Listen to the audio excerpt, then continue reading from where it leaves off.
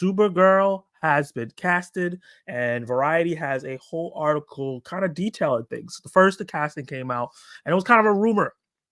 And then James Gunn finally confirmed that it is Millie Alcock, who is famous from being in House of Dragon, the Game of Thrones spinoff, and she was like in half this series playing a young character.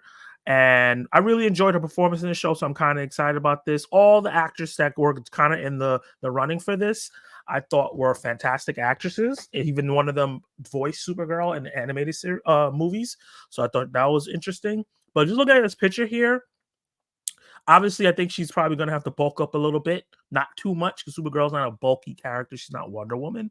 But just facial-wise, I can see what works here. Just based on this drawing, and if you're adapting this character to live action, she looks like this character. And obviously, they'll style her hair, add extensions, yada, yada, yada. And I'm excited to see how the suit comes out, if they're going to stick with the skirt.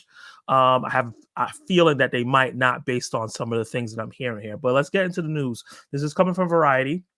It says, when it came to casting the new Supergirl, DC Studios exec James Gunn went above and beyond before honing in on Millie Alcock, the star in the upcoming Supergirl Women of Tomorrow.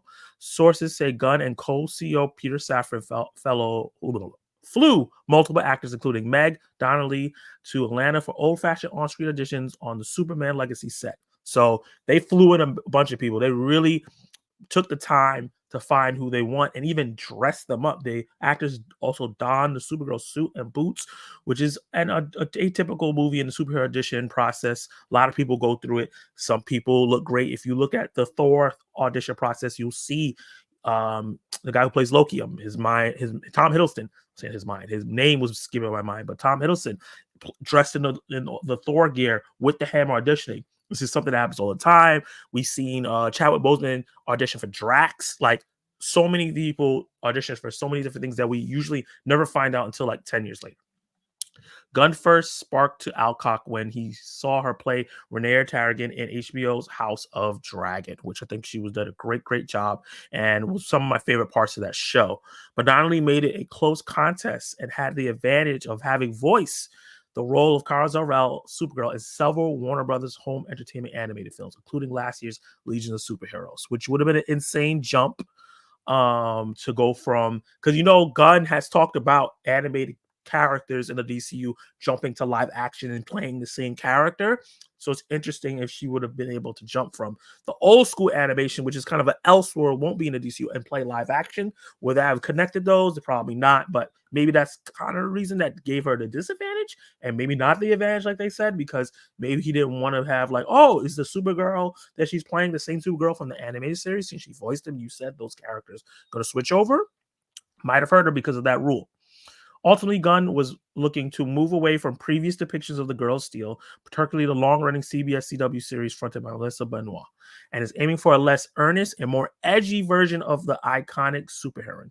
In the new iteration, Supergirl travels across the galaxy to celebrate her 21st birthday with Krypto the Superdog. So this is coming from the comic itself. This is what they're adapting. We don't know if this is going to be the exact plot of the film, but this is going to be kind of the basis of it. It seems like they're going to be adapting a lot from this and then changing certain things to fit the new DCU. Along the way, she meets a young woman named Ruthie and winds up on a murderous quest for revenge. Interesting. That's very interesting, because they're having a very distinct difference between Clark, Kal-El, and Kara Zor-El in terms of their attitude. Superman is altruistic. He's the everyman. He wants to help. He has a no-kill rule. Supergirl, on her 21st birthday, just flying around in space, not attached to Earth, have Krypto, which is really interesting to see how they do Krypto. And we have a new Rocket Raccoon kind of situation going on maybe with that character. Or even the dog from Guardians of the Galaxy. If they pull that off, I think that could be really, really big and draw a lot of kids in. But going on a murderous quest for revenge, will they keep that aspect? The fact that they want a more edgy character that's not earnest makes me feel like, yes, we will be seeing Supergirl murder some people. I don't know if that's going to be PG-13. Maybe Supergirl Woman's Tomorrow will be R-rated. We'll see. And also, this character will be showing up somewhere else before her movie comes out. So I think that's why getting this casting done was so important, because she might be in Superman Legacy. And then she leaves Earth and goes on a quest on her 21st birthday, because the difference between her and Clark, in terms of like, Clark is human. He's an Earthling. I won't even say human. He is a Kryptonian, but he's an Earthling. While Kara grew up on in Krypton for so long, she has all that. And I feel like Supergirl, the show, and a lot of the animated products and stuff like that we got, don't really do that distinguish a lot. Eventually Supergirl kind of becomes like Clark. I would really like to see a version of Supergirl where she's more Kryptonian and she's adjusting to some of the rules, but she's not becoming Earth-like. She's still Kryptonian at heart, because that's where she came up. Most of her half of her life, basically, or more than half of her life, because she's going to be only 21, was on there. So she still has her customs and things like that. I think that would be a really interesting way to show why Supergirl needs to exist while Superman also exists. Gunn himself weighed in on the matter on Threads. He loves using Threads. I got to follow him on that. On Tuesday, saying, Millie was the first person I brought up to Peter for this role, well over a year ago. When I only read the comics, I was watching House of Dragon and thought she might have the edge, grace, and authenticity we needed. Those are really, really important aspects of for Supergirl itself. And this is the first time when Gunn said something where I 100% agree. Watching House of Dragon, Millie Alcock playing that character had an edge to her. But she did have a grace, and there was an authenticity to the character. There also was an innocence as well.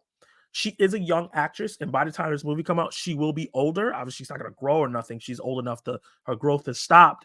But there's a youthfulness to her where she's not too far above 21, where it would look like a 30-year-old playing a 21-year-old. So they have someone that's close to the age.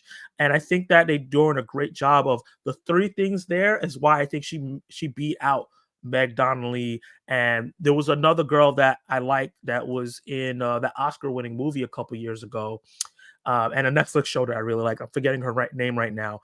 But she was another one that was a runner-up as well. And I feel like her edgy look and her experience playing with a culture that's made up, like in House of Dragon, gave her the edginess. I think they're gonna really go on that. The fact that she's Kryptonian is a difference. The project has endured many false starts around the same time that the nearly finished Batgirl film was shelved as a tax write-off following Warner Media's Discovery merger. The studio also quietly killed a Supergirl movie in development stage. Sasha Calle, who plays the Cape cousin on Kal-El, was introduced in the last year's Flash movie and was poised to get a spin-off of the Ezra Miller-led Tempo. Damn. After Gunn and Safran took the DC reigns in 2022, they started from scratch on Supergirl. Anna Nawaga, who has written in Vampire Diaries, is writing the screenplay, while DC looks to attach a director in the upcoming weeks. So yeah, that is the news about Supergirl. I've talked about how I feel about this character, how I feel about this casting. I'm going to drop a poll in the chat. Do you like this pick for Supergirl? And if you were watching this afterwards, drop in the comments down below, how do you personally feel about this character or this actress being casted as Supergirl? Did you feel like someone else should have got it? Were you rooting for somebody that wasn't even in the running? Are you familiar with her work? Have you seen House of Dragon? Let me know in the comments down below. And if I misspell stuff I am misspelling stuff on the poll. Thank you, autocorrect. Yes and no. Start poll. Let me see what the chat is saying real quick before I get on to the next news topic. And we'll continue to talk about Supergirl for a little bit before I move on. Hey, beloved channel member, Collective Movie Man, thank you for being here. He says, and I'm watching Lord of the Rings Return of the King Part 2. I decided to watch it. I have 1 hour and 27 minutes left. Long movie. You watched most of it, though. It's 4 hours and 30 minutes. So Millie Alcock from House of Dragons is Supergirl. She played young Rhaenyra Targaryen. I know you love House of Dragons, so I know you're excited for this. 2 streams in 1 week. I know. I'm not going to promise anything. I'm going to try to do more than 1 stream a week. I'm not promising anything because I know when I promise stuff, I get stressed and then don't perform. But hopefully moving forward, maybe 2 times a week, I'll have 2 streams. Looking forward to this news. I'm excited for that. Everybody's saying hi. Luke Ponto. Hey, Luke, what's up, man? How you doing? Thank you for joining the live stream, man. Have you seen with T, beloved channel member? Thank you for joining the live stream. Another beloved channel member, Dell on Movies. Thank you, man. It's a shame though. Sasha Calle was good part of the Flash movie and deserved a chance, but I guess she's too closely tied to Cavill's version. I think that one, she's too tied to Cavill's version. Two, she's tied to a Flash movie that is very divisive and mostly negative for the most part. Three, I didn't think she got to do enough. And also, I think James Gunn, like he said, he wants to start fresh. He wants to start fresh. And I think Sasha Calle and the guy who's playing Superman, can't remember his name right now, unfortunately, don't mesh well look wise. And I think these two actors mesh well better. But we'll see. Obviously, they did chemistry tests. They brought them on the Superman's Legacy set. That means that these actresses acted with the new casted Superman, David Corenswet, that's what his name is, and got to do chemistry. And I think that's the part. Which one was the more sisterly vibe? What vibes felt better? And I think that is part of it as well. But I do feel bad for Sasha Calle. I hope that she has an opportunity, and I hope the girl who played Batgirl in that movie that got scrapped also gets another opportunity. I would love for her to get casted at Barbara Gordon in the new Batman movie, and then just get a spinoff later and do that instead. And since she didn't get a chance, I would love James Gunn to do that because she's a good actress. And if Sasha Calle gets to play, let's say, Power Girl, that would be awesome.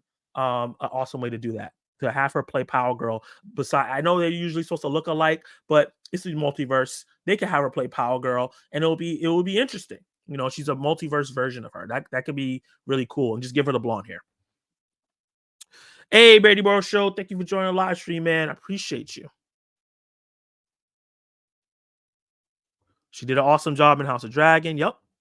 I know nothing about this actress, so I have no feelings one way or the other. Okay, so I'm guessing you haven't watched House of Dragon. That's the only like big thing that she has. I was looking up her history, and she has other things that she's been in for a while now, but she's mostly Australian productions and some small US TV shows and small US movies. I do want to see if she has the range, because to play a character like this, you have to have a lot of range. And I wouldn't say she showed a lot of range in House of Dragon, but she did really great at the parts that she needed to do great. Just make a Lobo movie and be done with it. See, it's not that easy. You can't just make a Lobo movie, Beardy Bro Show. Then it's gonna feel like the Sony universe when you're just making movies about characters and not connecting them properly. Lobo doesn't work by himself. He needs to be connected to Superman in a way. And the difference between those two characters is why Lobo is so great. She does fit this classic Supergirl look. She does. And I think that that's what they need to do. Just like the Avengers and the MCU started with the classic looks for the characters, and then we started getting diverse roles and minor roles, and then we started getting the diverse characters later. Do that. Don't cast different things in certain roles and upset people right away when you're starting the universe. And then just bring the diverse characters. DC has some strong diverse characters that they should bring up. We're getting Miss Terrific already. We're getting the Hispanic Hawk Girl, which is an actual comic book character, not Hawk Woman, which is the one from the Justice League Unlimited show. So we're gonna get these characters. Just cast the ethnicity proper and just uplift. And I want to shout out channel Chillmonger, who has changed my mind on this, where he talks about that.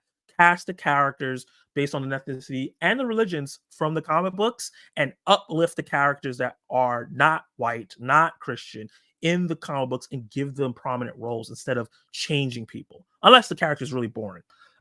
Or a character that's racist like Mandarin, where you got to change things. Hey, I sometimes see you commenting in the other Zach's live stream. Hey, Vira Earth 2. Yeah, you've been here before. Appreciate you being in the live stream, man. I appreciate that a lot. Yeah, me and Zach M are cool buddies. Of course he does. He has never connected to Superman in his original run. You're talking about original run. We're not doing that. We're talking about the updated last 10 years. Lobo is connected to Superman in that way. I understand we've had these original. You can't think about stuff from 50 years ago, 40, even 20 years ago. You got to give what people know from their mindset. Lobo can work. I just think it would be a bad idea to just do a Lobo movie and not introduce him somewhere else first. I think Wonder Woman casting is more important for the cinema. Supergirl is more of a TV character, but Melissa was perfect. I don't think Supergirl is more of a TV character. I know that it feels like that because she was on TV for so long, but she had a movie back in the day, and Supergirl is a very important character in the DCU universe. Wonder Woman is important, but just because we just recently saw Gal Gadot as Wonder Woman, I think we need to spend time away from Wonder Woman, Aquaman, Flash, and those central let's say Avengers, Justice League characters. Focus on Superman because he's important. We haven't had a Superman movie in a long time. Let's get Green Lantern on the board. Let's get whoever they're going to pick as the seventh member of the Justice League on the board. And then we can go on those characters with enough time has passed where people not forget the iterations, but it's like, okay, it's been a long time since I've seen Gal Gadot, Ezra Miller, and Jason Momoa. I'm ready for a new Wonder Woman. I'm ready for a new Aquaman. I'm ready for a new Flash. I think that's what James Gunn is doing. I think is smart. So I think casting Supergirl is going to be very, very important and really get this universe good. Zach, I'll be back later when I'm done Return of the King. Just okay, appreciate it. Enjoy the movie, man. True about Lobo. He only recently started to hook up with Superman. What's recent for you? It's been a long time. The Superman animated series, which was in the 90s, had Lobo hooking up with Superman. So that's a long time ago. It's a thing now, but it wasn't OG. You can't think about the OG, man. You can't think that far back. Kids don't care about that. You know? Steven Yeun could be Adam. Yeah, that's a possibility. DC Steven Yeun being Adam in the DC universe. I think he said he wants to work with Marvel, so I think he should still go into the Marvel universe. There's a Marvel character that he could definitely play. He can also play a Superman character. I think Steven Yeun, because he voiced Invincible, could play Superman of Japan. I think that would be interesting. He kind of looks like the character. Yeah, maybe Supergirl deserves more screen time, but does Supergirl have any villains that aren't super villains? Yes, she does. She has her own set of villains that are not Superman villains. She does have her own villains. She's had multiple comics. I'm old. I'm old too. I get it. I'm old too. I was reading a lot of comics when I was young. I get it. In Supergirl show, best villains were Agent Liberty and Lex, and Rain was okay. Okay, that's fair. But the Supergirl show was a Superman show, but with Supergirl. You got to remember that. That's not how Supergirl's in the comics. That is not the traditional Supergirl. They kind of gave her all of Clark's sensibilities. So just remember that. That's why we're going more edgy, because Supergirl's more edgy than Clark. She doesn't hold back like Clark. She's willing to kill, so she's a different character than that's been portrayed. Before I move on to the next topic, let's see how the poll ended. So with 7 votes coming in, 57% of people said no, they do not like this pick for Supergirl, and 42%. So people in the chat are not feeling Emilia Alcock as Supergirl. That's very, very interesting. Obviously, this is not indicative of everybody because this is just 7 people in my chat, and I love you guys, and that's very interesting to find out. But it's interesting to see that more than half the people are not feeling her as Supergirl. You know how fickle DC fans can be. Aside from the toxic idiots, we do prefer good homage to the OG material. And I think that as long as they capture the soul of the character, that's the most important part. There's a lot of wacky things in comics that just don't translate well into live action.